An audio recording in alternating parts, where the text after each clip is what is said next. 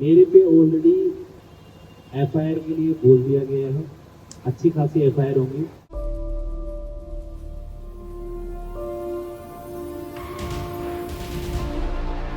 देश के डॉक्टर्स हड़ताल पर हैं।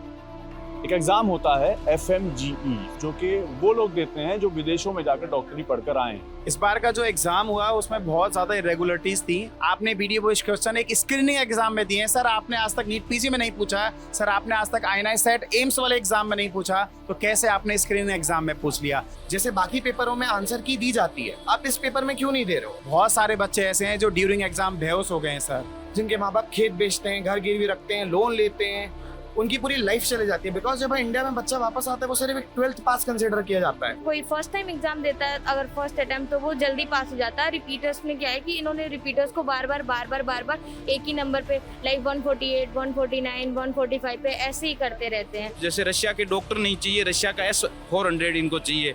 सरकार को भी एटलीस्ट हमारे पे ध्यान देना चाहिए। अगर हम कम है तो इसका मतलब ये नहीं है कि भाई इन बच्चों को ऐसे ही छोड़ दिया। कि बचपन से पेपर लेके आते थे, पापा पूछते थे कि क्या सही किया क्या गलत, पेरेंट्स पूछते थे, तो हम वही चीज तो पूछ रहे हैं कि भाई यही चीज तो बता दो।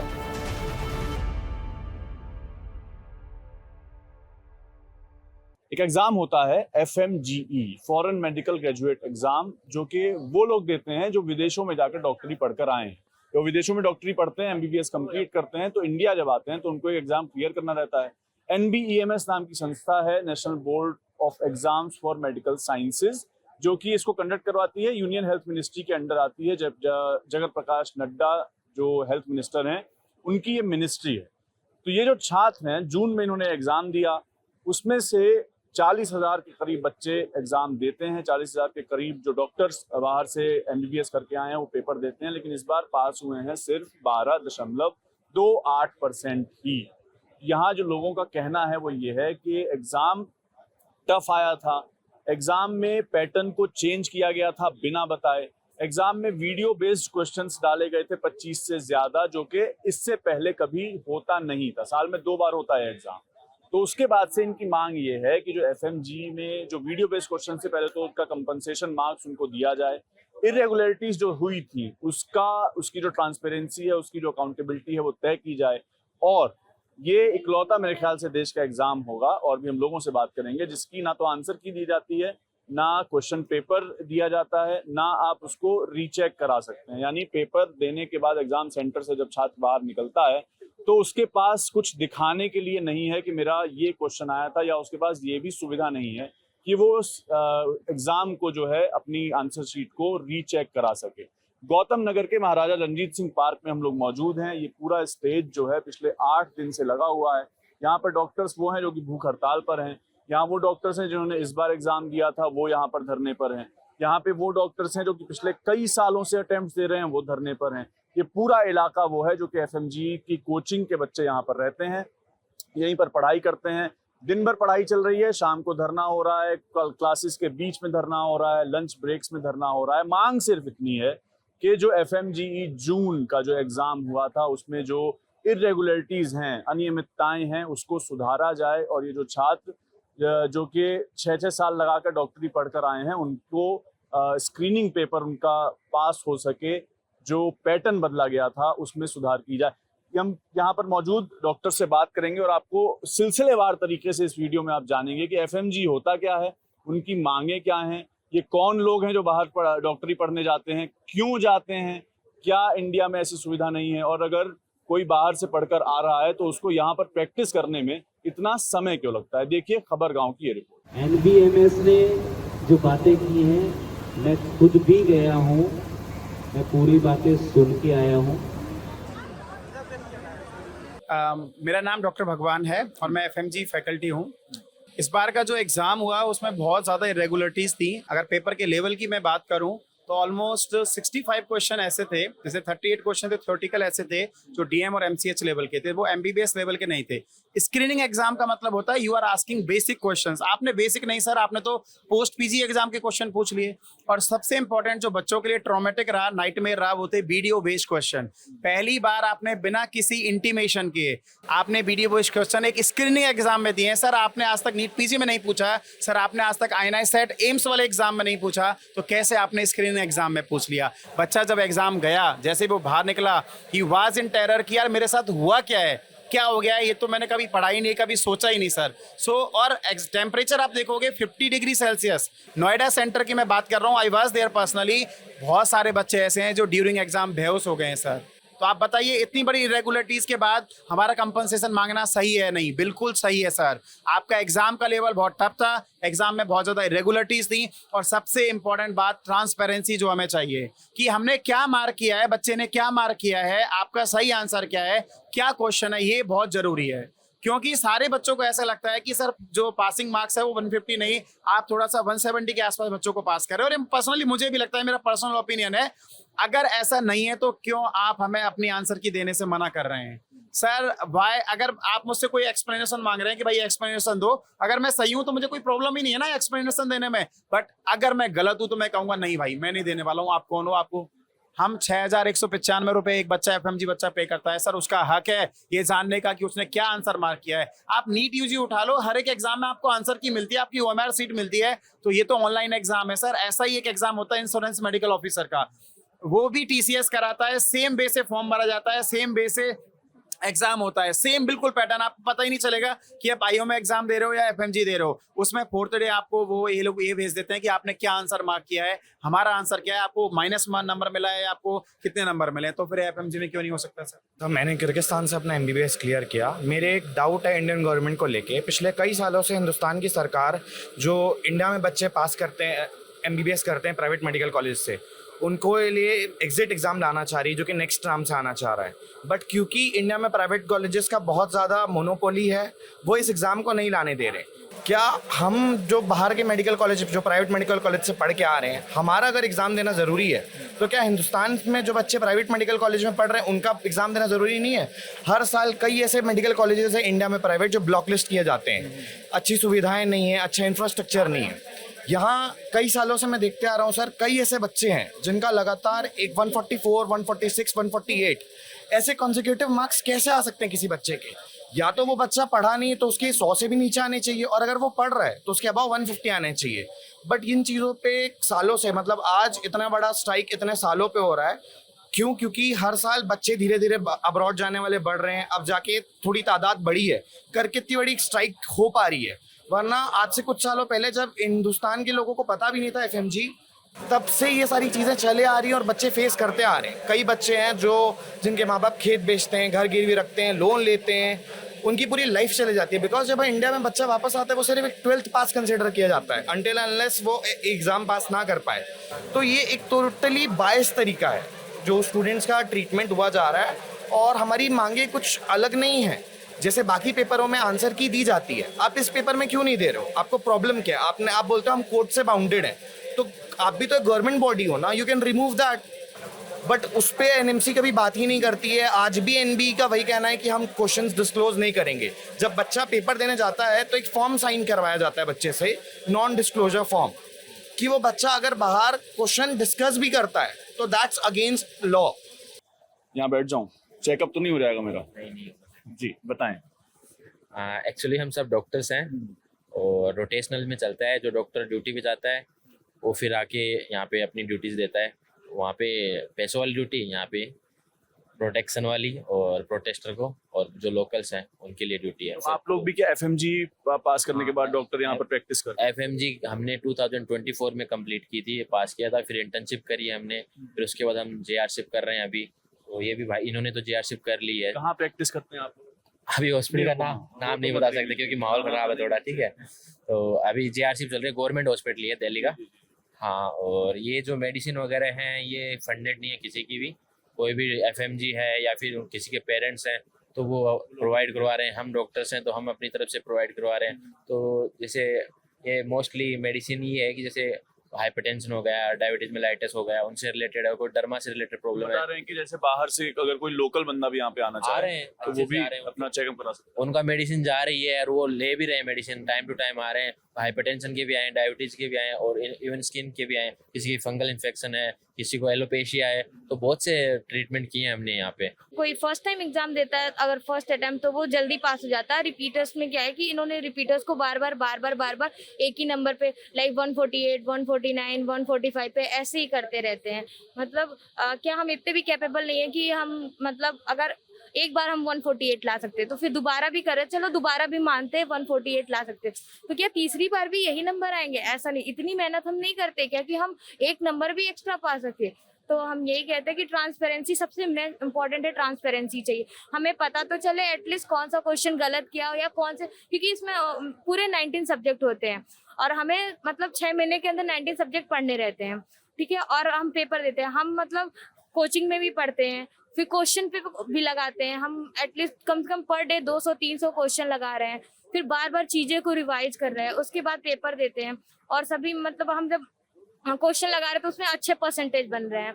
और जब हम जैसे एग्जाम में जाते हैं, एग्जाम में आने के बाद भी आप रिकॉल देखोगे ना, तो रिकॉल में भी लगभग बन जाते हैं अच्छे, मतलब 150 से अब बनते कि इंसान पास हो सके।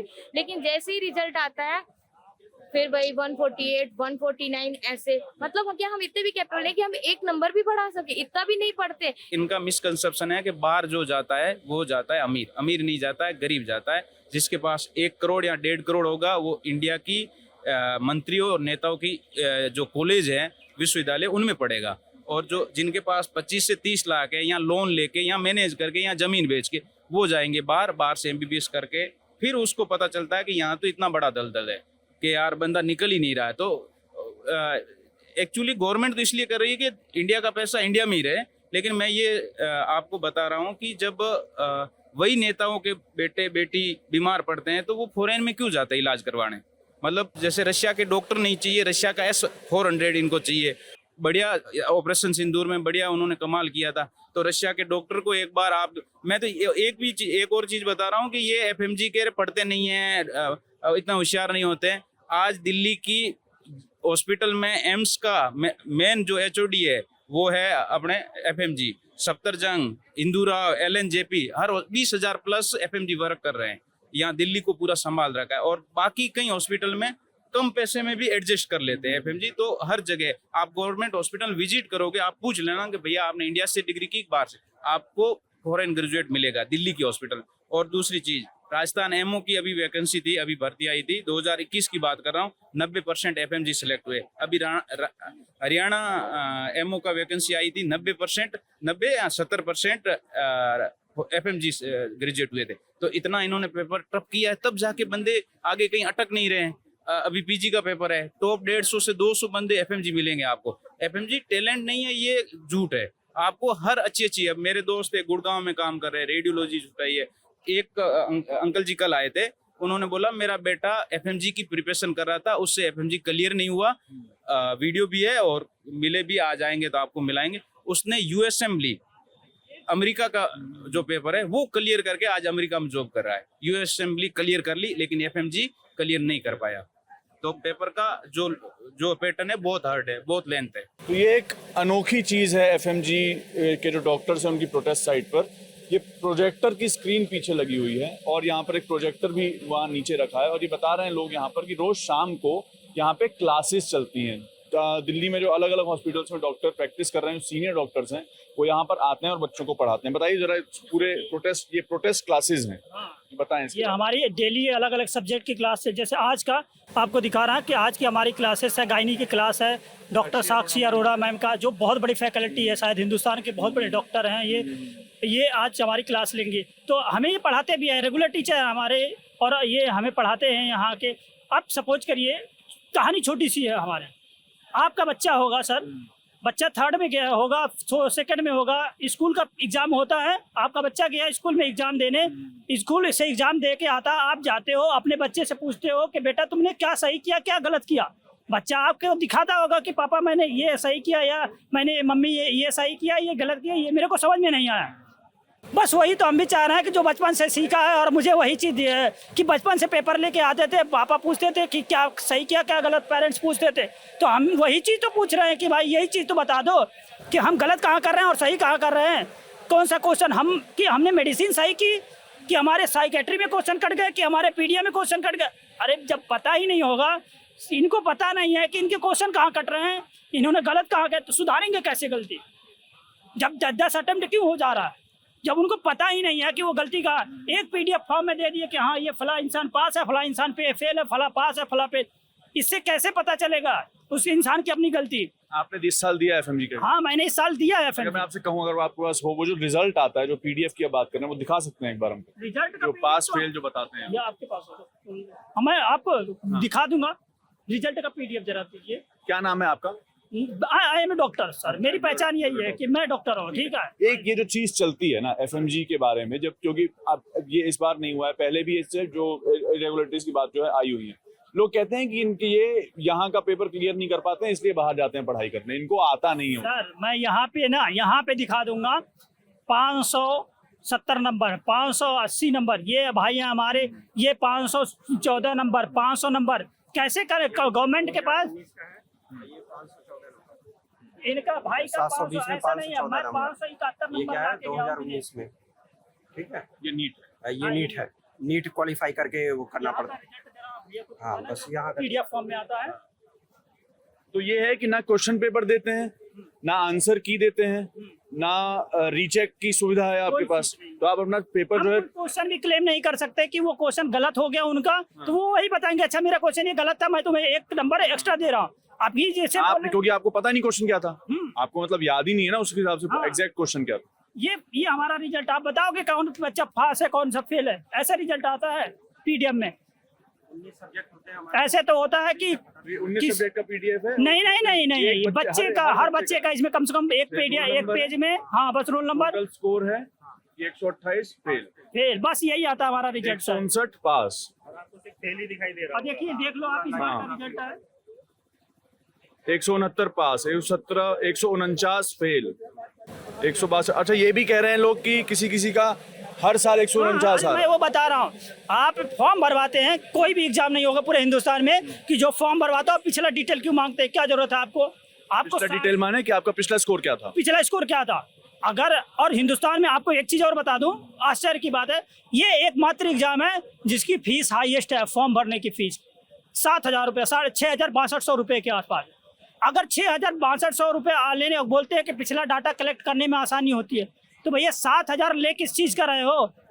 लोगों को लगाओ अपना कलेक्ट करो, और डेटा तो पहले पास तो होने दो, फिर डेटा कलेक्ट कर लेना ना, एग्जाम तो देने दो बच्चे को। क्यों लगता है आपको कि पिछला स्कोर मांगते हैं? भाई अगर आप सोचो कि ये बंदा अगर 148 पहले लाया, फिर 147, 149, 148, ऐसे 5 बार होगा, तो लेवल तो 5 बार क्वेश्चन का बदल रहा है ना, पेपर में पेपर का लेवल 5 बार बदल रहा, लेकिन सामने वाले का नंबर क्यों नहीं बदल रहा है? मतलब आप जो चाह रहे हो नंबर दे रहे हो, जो चाह रहे हो नहीं दे रहे हो। और आप रियल में बताइए, एक चीज बताइए, दिल पे हाथ रख के एनबी वाले बता दे, क्या 12% बच्चे डिजर्व करते थे खाली पास होना, और बच्चे पढ़ नहीं रहे हैं? कि मतलब जो 149 ला रहा है वो फेल हो गया। और प्राइवेट में अगर यहाँ पीजी में सिलेक्शन लेना है, पीजी में एडमिशन लेना है, तो -40 नंबर भी चलेगा। टाइम भी खराब होता है ना, इसमें टाइम भी बहुत खराब होता है। अभी हम वहाँ से करके आए, यहाँ पे आने के बाद एफएमजी में हमको 6 महीने लगते हैं, उसके बाद एफएमजी नहीं हो रहा, फिर लगे पड़े, मतलब हमारी उम्र तो ऐसे निकल जानी है वैसे तो। उसके बाद अगर हमारा एग्जाम हो गया तो उसके बाद काउंसलिंग में भी वो 6 महीने लगा देते हैं। तो आप देखिए, बता रहे हैं कि पहले परमानेंट नहीं होता है, फिर वैकेंसी आने में लेट होती है। नहीं होता है ना, बिल्कुल भी नहीं होता है यहाँ पे। मतलब एफएमजी को तो ऐसे देखा जाता है कि ये बाहर से पढ़ के आए, इनका यहाँ पे नहीं हुआ तो करके आए। वो ये नहीं देखते कि यहाँ पे हम एग्जाम दे के जा रहे हैं हॉस्पिटल में। ऐसा हमारे पे ना बिल्कुल धब्बा सा लगा रखा है एफएमजी का, गलत बात है ये। और साथ साथ में डॉक्टर्स की कमी भी तो है ना, तो इसको मतलब सिस्टम क्या ठीक तरीके से सुधार नहीं सकता है? कोई एक सजेशन अगर डॉक्टर के तौर पर आप देना चाहेंगे कि कैसे इसको स्मूथ किया जा सकता है? मैं तो यही बोलूंगी कि देखो, कोई भी एग्जाम है उसमें एटलीस्ट तुम ट्रांसपेरेंसी तो लेके आओ। अगर हम मेहनत कर रहे हैं, तुम हमको ये तो बताओ कि तुम्हारी ये गलती है।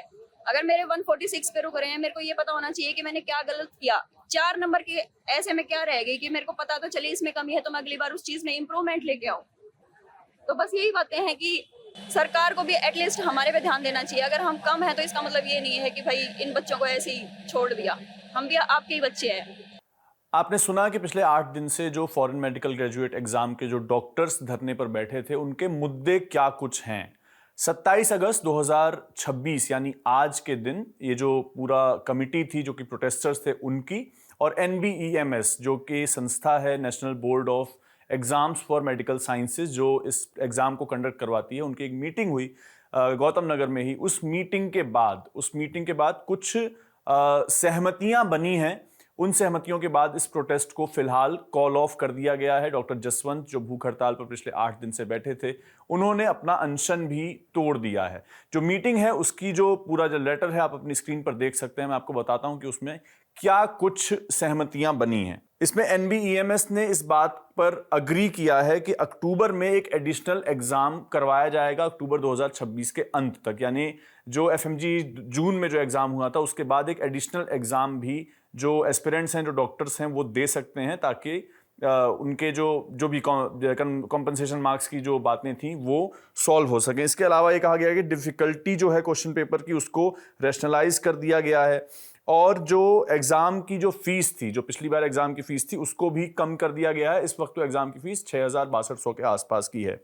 इसके अलावा जो और भी चीज़ें हैं उसको माना है जो NBEMS है उसने, और उसने जो वीडियो बेस्ड क्वेश्चन थे, जो कि सबसे बड़ा मुद्दा था इस पूरे प्रोटेस्ट का कि 28 वीडियो बेस्ड क्वेश्चंस थे और उसके लिए समय नहीं मिलता था, उसकी संख्या भी 28 से घटाकर 14 कर दी गई है और हर वीडियो बेस्ड क्वेश्चंस पर हर क्वेश्चन पर जो है वो 1 मिनट का अतिरिक्त समय देने की बात भी कही गई है। तो इसके साथ ये प्रोटेस्ट फिलहाल कॉल ऑफ हुआ है। देखना यह है कि जब अक्टूबर 2026 में ये एग्ज़ाम जो एडिशनल एग्ज़ाम है फिर से कंडक्ट कराया जाता है, तब जो FMG छात्र हैं उनकी वो कितना संतुष्ट हो पाते हैं और उसमें से कितने प्रतिशत बच्चे पास हो पाते हैं। पूरी रिपोर्ट आपके लिए रिकॉर्ड की थी पंकज ने। मेरा नाम सत्यम है। देखते रहिए खबर गाँव। शुक्रिया।